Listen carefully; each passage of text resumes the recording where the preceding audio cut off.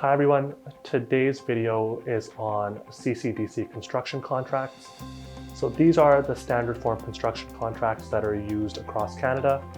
So if you're a developer or investor looking to build your next project in BC, the CCDC contracts are probably right for you. They work for most development projects in the market. I find that the only time they don't tend to work is if you're doing big industrial projects with specific performance or output requirements. But today we'll dive into a couple of the main CCDC contracts, when to use them, what the features are, and when you might want to amend them. Before we dive in, a little bit about myself. My name's Aman Bindra. I'm a real estate and banking lawyer here at KSW. Basically, I help developers, investors, and lenders buy and sell, develop, lease, and finance real estate. So I've received a lot of questions about CCDC contracts in the past, and I hope this video is helpful.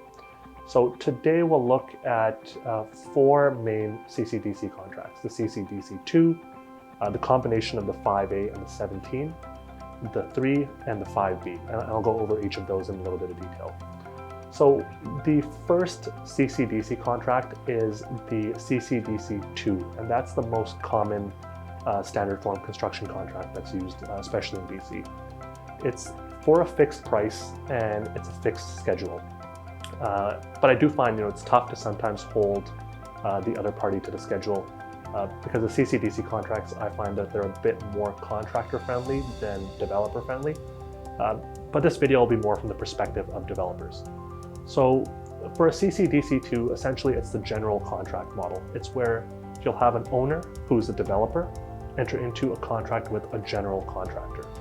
And there's going to be one fixed price. So the contractor gives one fee to the owner pays it, and then the contractor is responsible for entering into different contracts with each sub-trade or tradesman. And the benefit for the owner there is that 1, it gives you pricing certainty, but 2, it leaves all the risk of the tradesmen not performing their contracts with the contractor, because the contractor has to enter into separate contracts with all those tradesmen. So I like to say that as the owner, the benefit is that you have one neck to wring if something goes wrong. You can make all of your claims against the contractor if one of the tradesmen doesn't perform. I find that the CCDC2 is most beneficial when you have pricing certainty, so when you have about 80% of your costs figured out, because then you can get a pretty accurate figure of price from the contractor. So it's a versatile form, it's the most common one, and it works for a lot of projects. And I find lenders like it because it gives them pricing certainty for advancing construction loans to the developers. The next one I want to discuss is a different model. It's the construction management model. And this is a combination of the CCDC 5A and the 17.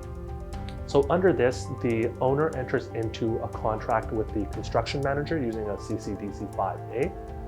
And then they also enter into separate contracts with each tradesman using a CCDC 17. And so the construction manager will provide services to the owner. So things like constructability review, helping with tendering and bidding and finding tradespeople in exchange for a fee. And the fee is usually a percentage of the cost of the work, so all the other construction costs, or just a flat fee. So let's say $100,000 on top of all the other costs.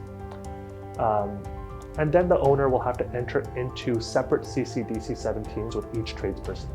So this model is great for owners who can handle the risk and have the administrative chops to negotiate directly with each tradesperson. The risk for the owner is that if something goes wrong, you're chasing down all the different tradesmen because you're the one who has the contract with them.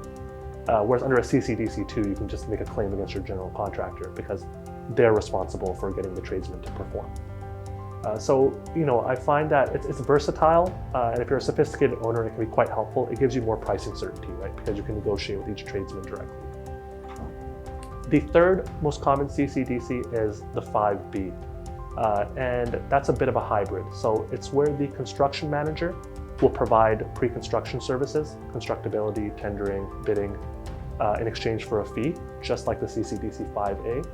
But then the owner and the construction manager have the ability to exercise the option for the construction manager to also act as a contractor. So to actually carry out the work in exchange for a fixed fee. It's a bit of a hybrid, it's a versatile contract. There's a bit of pricing risk because I find that construction managers typically have more leverage here because the later you go into the process, the more likely you are to keep them, so they can kind of throw their weight around a bit more before the owner exercises the option to let them carry out the work. And one other thing to be aware of is that if you're going to be amending or exercising the option for a CCDC 5B and have your construction manager also act as your contractor for the actual construction work, is that you'll probably need to amend the standard form using supplementary conditions because the language doesn't track all the way through. So there can be certain risks that you can probably get rid of by amending certain provisions of the contract because there's some interpretation issues and things like that. So if you're using a CCDC 5B, it's really essential that you get a lawyer to draft these supplementary conditions to change things up in your favor if you're a developer. And the final CCDC contract I want to discuss today is the CCDC 3, the cost plus contract. This is similar to the CCDC 2 because it's a general contractor model. The owner enters into a contract with one contractor who's then responsible for entering into separate contracts with all the tradespeople. The difference here is that it's a cost plus contract. So instead of paying one overall all-in fee to the contractor as you would under a 2, what you do here is all the costs of the tradespeople are flowed through to the owner. So the owner has to eat all the cost of those individual trades contracts, and then they pay the contractor a fee on top of that. So as a contractor, the risk is somewhere between a CCDC 2, where you're getting the full, where you're entering into contracts with different tradesmen, and a 5A, where you're not actually holding the risk of having to enter into contracts with tradespeople directly and being responsible for them not doing their work properly. It's a bit of a hybrid contract, and I find the CCDC 3 works best where you're doing renovations or projects with an undefined scope where you don't really know exactly what you're going to be building yet, and it's hard to get full price certainty. So those are the 4 main CCDC contracts you'll see for most residential and mixed-use development projects in BC. You can amend the standard form CCDC using something called supplementary conditions, and there's usually 3 reasons that you want to do that. The first is if there's any project-specific business points. So for instance, the owner says, if we don't get a building permit by this date, I want to be able to terminate the contract. That's not in the standard form CCDC, but you can add it using supplementary conditions, which is just a separate contract that you attach basically. The second is to tighten up administrative processes. So you can say that the contractor has to provide, they'll receive payment within 30 days instead of 20.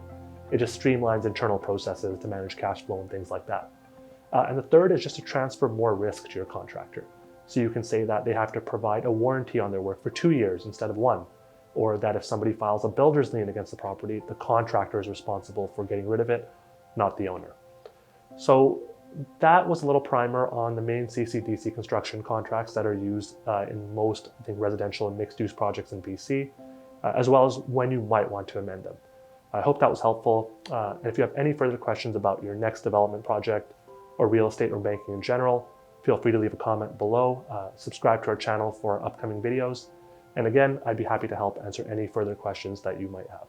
Thank you for watching.